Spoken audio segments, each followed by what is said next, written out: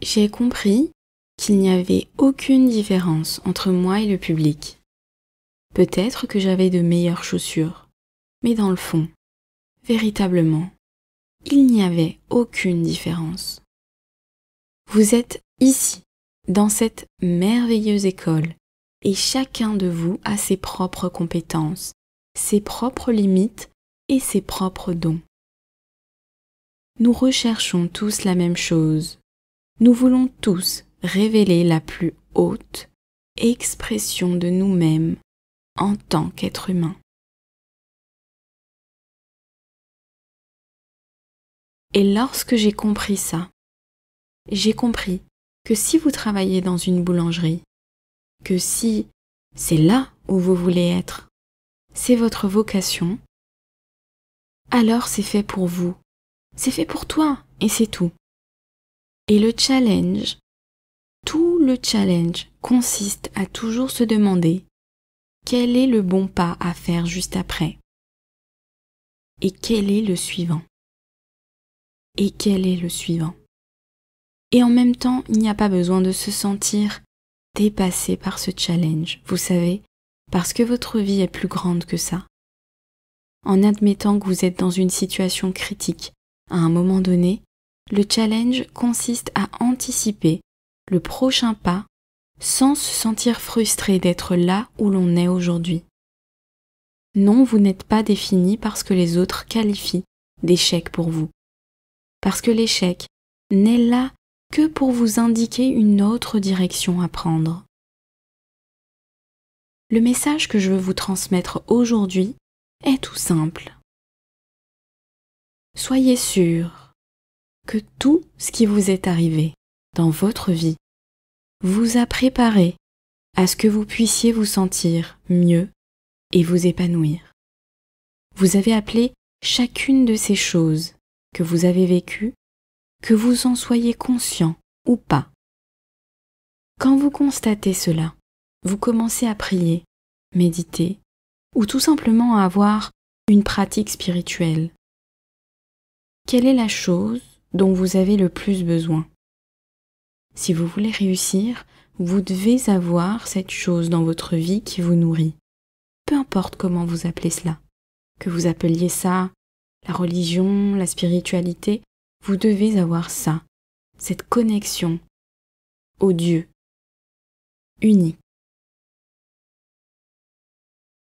Vous devez avoir quelque chose qui va remplir votre coupe pour que vous soyez tellement rempli que votre coupe déborde et que vous ayez suffisamment pour donner aux autres. Si vous ne remplissez pas votre coupe, vous finissez à sec, fatigué, épuisé, et vous n'avez plus rien à donner aux autres. Vous finissez plein de ressentiments à chaque fois que quelqu'un vous demande quelque chose, parce qu'ils viennent vous demander, alors que votre coupe est déjà vide. Donc votre première mission dans la vie est de remplir votre coupe et de vous sentir complet et épanoui. Pour moi, la base de l'entrepreneuriat ou de tout type d'engagement ou de responsabilité n'est rien d'autre que mon succès, mon bien-être, ma complétude et mon tout. C'est de savoir qui je suis et d'où je viens. Au moment où je vous parle, cela fait 30 ans que j'ai un tableau. Vous pouvez le trouver sur Google. Ce tableau est au centre de ma maison. Et j'ai choisi cet emplacement pour symboliser ce qui est au centre de ma vie. La peinture est de Harry Rosalind. Il l'a peinte au début du XXe siècle ou à la fin du XIXe. Le tableau fait 6 pieds de haut et il montre une femme esclave sur le marché des esclaves, au quartier des enchères. Elle tient la main de sa fille. Et je ne peux pas rentrer chez moi sans voir ce tableau. Et je ne peux pas sortir de chez moi sans le voir non plus. Je passe à chaque fois devant ce tableau. Et je me souviens d'où je viens. Et je m'en souviens parce que je ne veux jamais oublier. Et dans ma bibliothèque, j'ai une liste de noms de personnes qui ont vécu l'esclavage, des gens afro-américains. Et je lis cette liste chaque jour. Et je m'arrête souvent devant cette liste pour dire leur nom à voix haute et leur âge. Jonas, 11 ans, $500. Sarah, 41 ans, $900. Elisabeth, 57 ans, $500. Et je m'efforce de considérer l'absurdité et l'obscénité des prix qui sont fixés pour chacun d'eux, outre le simple fait de les vendre. Et parfois, je médite devant leur nom, et je me souviens à chaque fois non seulement d'où je viens, mais à quel point je suis allé loin du chemin parcouru depuis cette époque. Et d'aussi loin que je dois aller. Et je me souviens que je ne suis jamais seule. Et je me souviens de ce que j'ai traversé pour être là où j'en suis aujourd'hui. Je dis souvent à mes filles que le vrai travail à faire sur soi est de connaître son don, son pouvoir, et de travailler à aligner notre personnalité, nos dons, ce qu'on offre aux autres, avec notre raison d'être sur Terre. C'est la chose numéro 1 à faire. Travailler sur vous-même et vous combler, vous remplir et garder votre coupe pleine. Avant, j'avais peur de ça. Chacun de nous a un talent particulier. Et la raison pour laquelle nous nous sentons mal dans la vie, c'est parce que nous regardons les talents des autres. Nous les envions et nous souhaitons secrètement avoir un de leurs talents. Toute l'énergie que vous gaspillez à souhaiter cela et à être jaloux de l'énergie des autres, c'est de l'énergie que non seulement vous gaspillez, mais qui vous revient de manière négative en plus. Vous vous privez de cette énergie. Donc dès maintenant, vous voulez vous préserver de ce type de situation et vous voulez vous efforcer de conserver votre énergie sur ce que vous êtes censé faire en vous posant les questions. Que suis-je censé offrir au monde? Comment suis-je censé servir les autres? Tout le monde ne peut pas être connu, mais tout le monde peut être remarquable.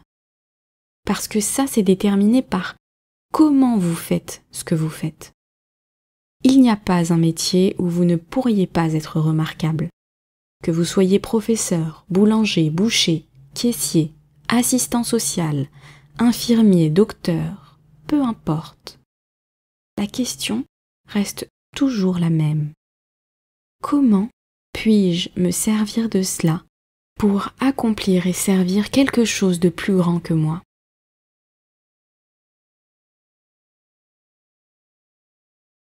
Et cela n'est plus un job. Cela devient une vocation, une mission de vie, votre contribution au monde. À chaque action, il y a une action égale et opposée. Ce n'est pas seulement de la rhétorique, c'est une loi réelle.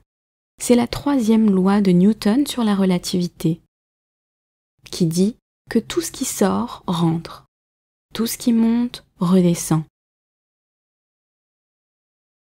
Ça va peut-être prendre un long moment à redescendre, mais ça va finir par redescendre. Donc, ça va revenir. Ça va revenir.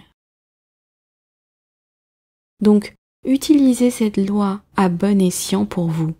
Et ce que vous faites en méditant, c'est que vous vous synchronisez à la source, au pouvoir qui vous a créé. Et ainsi, vous êtes aligné avec ce pouvoir.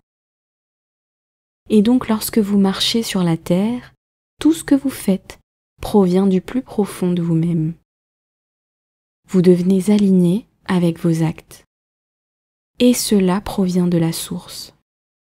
Vous pouvez l'appeler Dieu, l'énergie divine, l'intelligence, Allah, quel que soit le nom que vous lui donnez, quand vous êtes aligné avec le Créateur ultime, vous devenez aligné avec vous-même.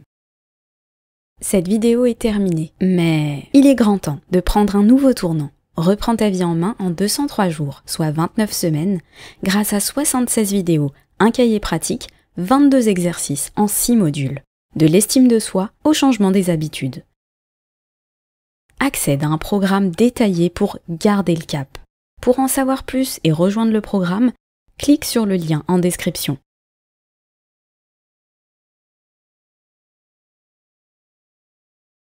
Et bien sûr, abonne-toi pour recevoir mes vidéos et rejoins la chaîne si tu apprécies mon travail sur cette chaîne. À très bientôt.